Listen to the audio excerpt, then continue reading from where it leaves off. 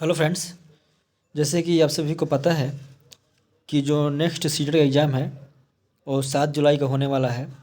इसके लिए हम लोग प्रिपरेशन कर रहे हैं, जिसमें आज हम सीटेट का एसएसटी का जो पेपर 2 है उसका ये क्लास लेकर आए हैं। और आज का हमारा क्लास 8वां क्लास होगा। ठीक है, हमने 7 क्लास आपको पहले करा दिया है और आज ये क्लास 8वां क्लास होगा। तो जितने भी आपके क्वेश्चन यहाँ पर कराए जाते हैं वो आपके प्रीवियस एग्जाम में पूछे हुए क्वेश्चन है। ठीक है, तो चलिए शुरू करते हैं आज का अपना पहला क्वेश्चन के साथ। तो आज आपका पहला क्वेश्चन है, आपके सामने स्क्रीन पर लिखा गया है, बिहार में नागर शैली में बने मंदिरों का सबसे अच्छा उदाहरण कौन सा है। फ्रेंड्स ध्यान दीजिएगा, हम जानते हैं कि प्रान कि प्राचीन काल से मंदिर बनाने का तीन तीन जो शैली है वो बहुत ज़्यादा फेमस है। ठीक है, पहली है आपका नागर शैली, फिर आपका द्रविड़ शैली, फिर आपका बेसर शैली। ठीक है, और हमारा जो क्वेश्चन है इसमें बोला गया है कि जो नागर शैली, यहाँ देखिए ध्यान से मेरे दोस्तों, बोला गया नागर शैली। ठीक है, इस नागर शैली में बने जो मंदिर है उसमें बिहार का, ठीक है, बिहार जो राज्य है यहाँ पर नागर शैली में जो मंदिर बना है उसमें सबसे अच्छा एग्जाम्पल कौन सा हो सकता है। ठीक है, देखिए हमारे पास 4 ऑप्शन है, जिसमें बोला गया है महाबोधि मंदिर है, देव का सूर्य मंदिर है, फिर बोला पटना का महावीर मंदिर है, फिर बोला गया है गया का विष्णु मंदिर है। देखिए जो नागर शैली है इसमें जो बने मंदिर है वो आपका जो जो यहाँ पर महाबोधि मंदिर है ना, महाबोधि मंदिर ये आपका नागर शैली में बना है। ठीक है, इसको आप लोग ध्यान रखिएगा। फिर हमारा दोस्तों नेक्स्ट क्वेश्चन है, जिसमें बोला गया है, कानून के द्वारा सती प्रथा का अंत कब हुआ। ठीक है, देखिए दोस्तों, हम सभी जानते हैं कि जो सती प्रथा है इसको अंत करने में राजा राम मोहन राय का सबसे ज़्यादा हाथ था। ठीक है, उन्होंने बहुत ज़्यादा ही इसको प्रयास किया था, इसको प्रथा इसको ख़त्म करने के लिए, क्योंकि प्रथा थी बहुत ही खराब प्रथा थी। इसमें आपको महिलाओं को उनके जो पति थे उनको मरने के बाद साथ में जलाया जाता था। इसलिए प्रथा, ये जो प्रथा है बहुत ही खराब प्रथा थी। इसको ख़त्म करने के लिए हमारे राजा राम मोहन राय और साथ में उस टाइम का जो आपका ब्रिटिश गवर्नर थे, जो ही बोलिएगा, विलियम बेंटिंक थे, उन्होंने मिलकर ख़त्म किया था। तो पूछा है कि इसका जो ख़त्म है वो कब किया गया था, यानी कि इसका अंत है, ऐसा जो प्रथा है इस प्रथा को अंत कब किया गया था, वो आपका साल पूछा है। देखिए मेरे दोस्तों, जो आपका सती प्रथा है इसको जो अब का अंत किया गया था वो आपका जो साल थी वो साल थी आपका 1819। ठीक है, तो आप यहाँ बोल सकते हैं कि जो सती प्रथा है उसका जो अंत है आपका वो 1829 में किया गया था। ठीक है मेरे दोस्तों, फिर आपके सामने नेक्स्ट क्वेश्चन है मेरे भाई, मंगल पांडे किस छावनी के युवा सिपाही थे। ठीक है, देखिए मंगल पांडे जो थे आपका 1857 की क्रांति की बात यहाँ पर हो रही है। जो मंगल पांडे थे इनको 1857 की क्रांति में सबसे पहले फांसी दी गई थी। ठीक है, ये एक आपके अंग्रेज अफसर, यानी कि एक ब्रिटिश जो सेना थे उसमें एक आपका काम करते थे, ये सिपाही थे। और इन्होंने क्या किया था, जो पहले जो आपके राइफल्स थे उस राइफल्स में आपके कुछ गाय के मांस और सूअर के मांस है, और उसमें जो आपका कारतूस थे वो बनाए जाने लगे। तो उन्होंने इसका विरोध किया और इसी विरोध में इन्होंने वहाँ पर एक अंग्रेज अफसर था उसको मार दिया। ठीक है, तो उसी के मारने के कारण इनको जो थी फांसी दिया गया था, और उसी के बाद से 1857 की क्रांति जो है स्टार्ट हुई थी। तो पूछा गया है कि जो मंगल पांडे है 21 छावनी, यानी कि जो सैनिक होते हैं उनकी छावनी होती है, तो आपका ये भी एक सैनिक थे। तो पूछा जा रहा है कि जो मंगल पांडे हैं वो किस छावनी के सिपाही थे।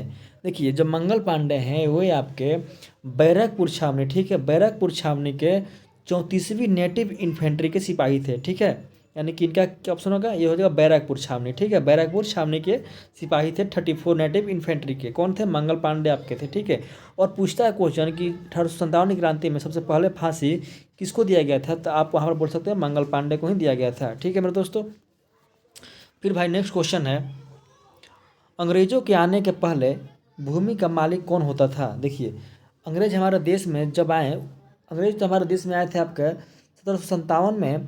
जो आपका क्या था, ये आपका जो रॉबर्ट क्लाइव है ये आपका भारत में इसका पहला गवर्नर बना था। ठीक है, उसके पहले से अंग्रेज आपका 1600 में जो अंग्रेज की जो कंपनी थी वो बनी थी।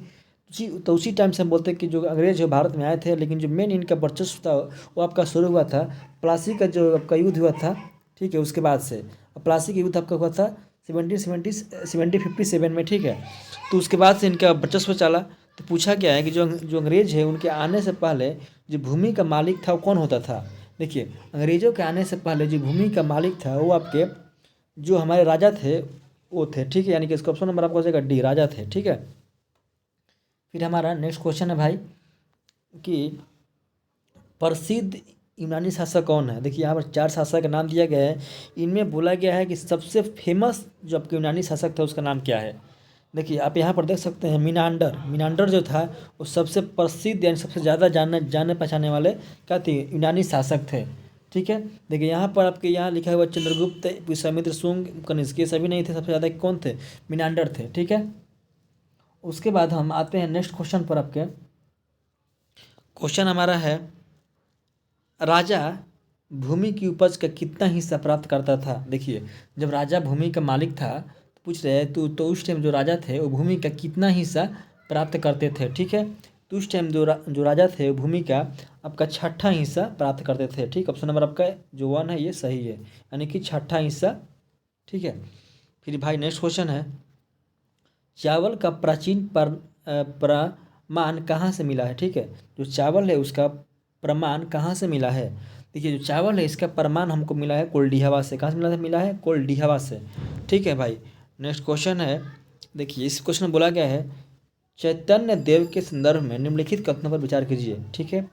चैतन्य देव हैं, इनके बारे में 2 कथन है, उस कथन पर आपको विचार करना है, ठीक है।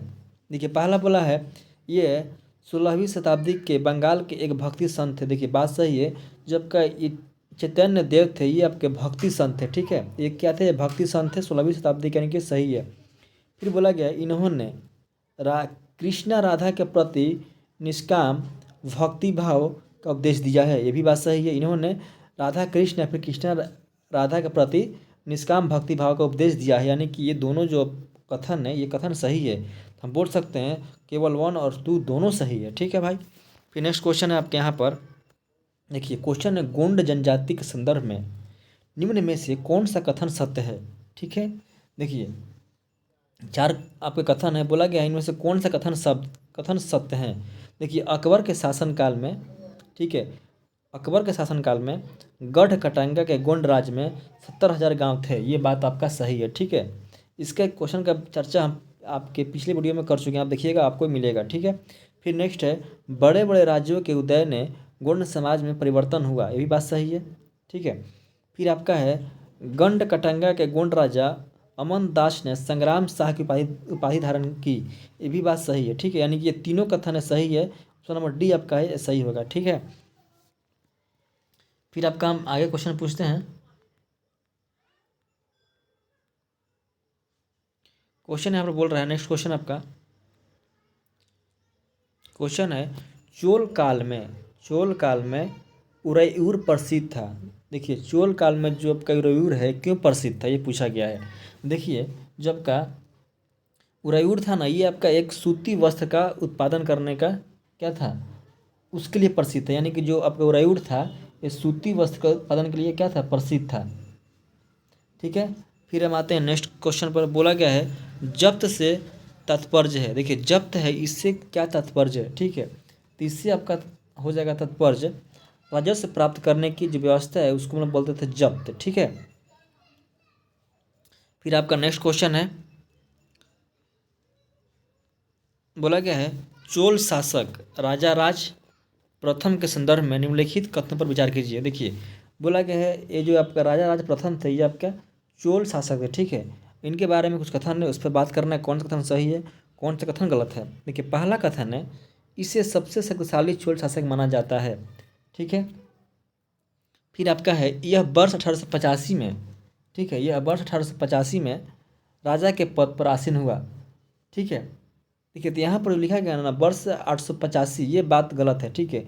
जो यार आपका इन्होंने 985 में राजा के पद पर ये आसीन हुए थे, यानी कि आपका गलत है। फिर तीसरा है उसने साम्राज्य के प्रशासन का पुनर्गठन किया, ये भी बात सही है, यानी कि 1 और 3 सही है, यानी कि आपका ऑप्शन नंबर बी आपका केवल 1 और 3 सही हो जाएगा, ठीक है। फिर आपका नेक्स्ट क्वेश्चन है, इसमें सूची है, सूची 1 को सूची 2 से मिलाना है, ठीक है। देखिए पहला है आपका गुलाम द सिलसिले का मानचित्र, ठीक, कब बना था। फिर है जियाउद्दीन बर्नी का पहला वृत्तांत, ठीक है। फिर है अल इदरीसी का मानचित्र। फिर है अमीर खुसरो का भाषा तथा क्षेत्र पर विचार। इसका जो डेट है, साल है, वो पूछा गया है, ठीक है। देखिए, तो हम यहाँ पर बोलेंगे कि जो आपका गिलवाम द, देखिए यहाँ पर आपका है, यहाँ बोला गया है गिलवाम द सिलसिले का जो मानचित्र है ये आपका हुआ था 1720 में, ठीक है। ठीक है, फिर आपका बोला गया है जियाउद्दीन बर्नी का पहला वृत्तांत, ये आपका था 1356 में, ठीक है, ये आपका था 1356 में। फिर हमारा है अल इदरीसी का मानचित्र। देखिए, जो अल इदरीसी का मानचित्र था ये आपका 1154 में था, ठीक है। फिर बोला गया है अमीर खुसरो का भाषा तथा क्षेत्र, तो ये आपका हो जाएगा 1318 में, ठीक है। फिर हम आते हैं नेक्स्ट क्वेश्चन पर, जिसमें हमको बोला गया है रेशम मार्ग के संदर्भ में निम्नलिखित कथनों पर विचार कीजिए। देखिए, सभी क्वेश्चन आपके एनसीईआरटी बुक से बनते हैं, आप इसको बुक पढ़िएगा तो आपको सभी क्वेश्चन उसमें मिलेगा एनसीईआरटी बुक में, ठीक है। बोला गया रेशम मार्ग के संदर्भ में निम्नलिखित कथनों पर विचार कीजिए, ठीक है। देखिए, रेशम मार्ग जो था वो चीन से होकर आती थी, ठीक है, इसलिए बोला गया चीन से लोग रेशमी कपड़े अपने साथ लेकर दूर दूर के स्थानों की यात्रा करते थे। बात सही है, ठीक है। फिर हमारा नेक्स्ट क्वेश्चन है, नेक्स्ट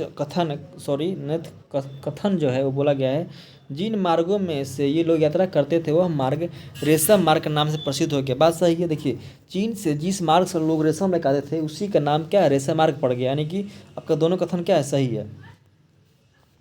फिर हमारा नेक्स्ट क्वेश्चन आपके यहाँ पर आ जाता है, देखिए बोला गया है संघ में प्रवेश लेने वालों में निम्नलिखित में से कौन कौन शामिल है, ठीक है। तो संघ में प्रवेश लेने वाले में आपको सभी थे, व्यापारी भी था, क्षत्रिय भी था, ब्राह्मण भी था, दास भी थे और गणिकाएँ भी थी, ठीक है। फिर आपका नेक्स्ट क्वेश्चन है वैदिक कालीन लोगों का वर्गीकरण निम्नलिखित में से किस आधार पर किया जाता था, ठीक है। देखिए, पूछा गया है जो वैदिक कालीन लोग थे उनका जो था वर्गीकरण वो किस आधार पर किया गया है, ठीक है। तो कार्य के आधार पर, सही बात है, भाषा पर भी किया गया है, निवास स्थान पर भी किया गया है, परिवार या समुदाय पर भी किया गया है और सांस्कृतिक परंपरा पर भी किया गया है, यानी कि चारों सही है। तो मैं बोल सकते हैं उपयुक्त सभी सही है, ठीक है, यानी कि ऑप्शन नंबर डी आपका। फिर हमारा नेक्स्ट क्वेश्चन है, देखिए यहाँ पर बोला गया है मोहन जोदड़ो के विशाल अष्टांगर के संदर्भ में निम्न कथन पर विचार कीजिए। अब जानते हैं मोहन जोदड़ो क्या था, ये आपका एक हड़प्पा सभ्यता के साइट था, उसके बारे में कुछ कथन है, उसे बोलना कौन सा कथन सही है क्या गलत है। ये पहला कथन बोला गया है आपका, इसमें कथन बोला गया है नगर में चारों तरफ उतरने के लिए सीढ़ियाँ बनाई गई, ठीक है। फिर है आपका दूसरा क्वेश्चन है, आपका दूसरा कथन है आपका किसमें स्नान के तीनों ओर कमरे बनाए गए थे, ठीक है। स्नानगार के तीनों ओर क्या थे, कमरे बनाए गए थे, ये बात बोल रहा है इसमें। देखिए, तो यहाँ पर हम बोल सकते हैं कि जो आपका ये कथन है इसमें बोला गया है कि जो स्नानघर के जो दोनों तरफ उतरने के लिए सीढ़ियाँ बनाई गई थी और चारों तरफ कमरे बनाए गए थे, इनमें इसमें भरने के लिए पानी कुएं से निकाला जाता था, ठीक है। उपयोग के बाद इसे खाली कर दिया जाता था, शायद यह विशिष्ट नागरिक विशेष अवसरों पर स्नान किया करते थे, ठीक है। तो हम इसमें बोल सकते हैं आपका कि ये आपके दोनों सही, यानी कि आपका ऑप्शन नंबर 1 और 2 दोनों सही है, ठीक है। और फिर हम बोल सकते हैं इसमें नेक्स्ट क्वेश्चन हमारा है, बोला गया है कि निम्नलिखित कथनों पर विचार कीजिए। भी आपको ऐसा ही है, कथन दिया गया सिर्फ आपको कुछ देखना है कौन सा कथन सही है कौन सा कथन गलत है। पहला है मेहरगढ़ भी क्या है, हड़प्पा सभ्यता की स्थल थी, साइट था उसका। बोला गया मेहरगढ़ आधुनिक पाकिस्तान में स्थित है। यह है संभवतः वह स्थान है जहाँ के स्त्री और पुरुषों ने इस इलाके में सबसे पहले जौ गेहूँ उगाया है। देखिए, हम यहाँ जानते हैं कि जो मेहरगढ़ है फिलहाल तो पाकिस्तान में स्थित है, बात तो सही है, ठीक है। और यहाँ पर स्त्री और पुरुषों ने सबसे पहले इसी इलाके में जौ और गेहूँ उगाया था, ये बात सही है, ठीक है। फिर हमारा नेक्स्ट आपका जो कथन है बोला गया है, गर्तवास का मुख्य उपयोग ठंड के मौसम में सुरक्षित आवास के लिए होता था। देखिए गर्तवास जो था ना एक गुफा जैसा था, ठीक है। इसको बुर्जहोम बोलते हैं कि ज़्यादा कश्मीर में मिलता है देखने के लिए। इसको हम प्रयोग उसी लिए करते थे क्योंकि ठंड में बचने के लिए, ठीक है। यानी कि आपका दोनों सही है, तो हम बोल सकते हैं आपका 1 और 2 दोनों सही है, ठीक है। फिर हमारा नेक्स्ट क्वेश्चन है बाबू यहाँ पर, अगर आपको वीडियो अच्छा लग रहा है तो लाइक कीजिए, दोस्तों में शेयर कीजिए, ठीक है, ताकि सभी वीडियो का आपको नोटिफिकेशन आपको मिल सके। देखिए यहाँ बोला गया है, निम्न काल में से कौन सा पूरा स्थल है जो पुरापाषाणिक स्थल का प्रतिनिधित्व करता है, ठीक है। 4 स्थल इसमें बोला गया है, कौन सा स्थल पुरापाषाणिक स्थल का क्या चीज़ प्रतिनिधित्व करता है, ठीक है। तो हम यहाँ से बोल सकते हैं कि आपका भीमबेटका भी ठीक है, भीमबेटका भी आपका है, और यहाँ पर आपका कुरनूल का गुफाएं भी हैं, और ये हुसांगी है, ठीक है। ये तीनों आपके क्या हैं, ये आपका पुरापाषाणिक स्थल का प्रतिनिधित्व करते हैं। लेकिन जो आपका यहाँ पर इनाम गांव है ये नहीं है, ठीक है। इनाम गांव है ये आपका आरंभिक गांव का, किसका, आरंभिक गांव का। इनाम गांव आपका आरंभिक गांव का प्रतिनिधित्व करता है, ठीक है। और ये तीनों भीमबेटका, कुरनूल और हुसांगी क्या थे, ये आपका पुरापाषाणिक काल के प्रतिनिधित्व करते थे। तो हम बोलेंगे 1, 3, 4, ठीक है। फिर हमारा नेक्स्ट क्वेश्चन है, इसमें बोला गया है, नीचे 2 कथन दिए गए हैं जिनमें कथन एक तथा दूसरे को कारण आर कहा गया है। कथन ए बोला गया, दक्षिण एशिया को प्राय उपमहाद्वीप कहा गया है, ठीक है, बात सही है। दक्षिण एशिया को ही क्या बोलते हैं, प्राय उपमहाद्वीप कहा जाता है। फिर बोला गया, दक्षिण एशिया एक महाद्वीप से छोटा लेकिन सापेक्ष रूप से विशाल है तथा बाकी एशिया से समुद्री पहाड़ियों तथा पर्वतों से बटा है। दोनों कथन सही है, और जो आर है वो एक व्याख्या करता है। देखिए दोस्तों, आज के लिए तो इतना ही काफ़ी है, ठीक है। फिर हम आएंगे आपको लेकर नेक्स्ट वीडियो में। अगर आपने अभी तक इसको सब्सक्राइब नहीं किया तो कीजिएगा, और लाइक कीजिएगा, और कमेंट कीजिएगा कि कैसा लगा आपको। कमेंट करते हैं तो लगता है कि चलो ठीक है, लोग ने देखा है और उसको समझ में आया है। तो आज कितना ही, फिर मिलते हैं नेक्स्ट टाइम। तो तक के लिए जय हिंद, थैंक यू।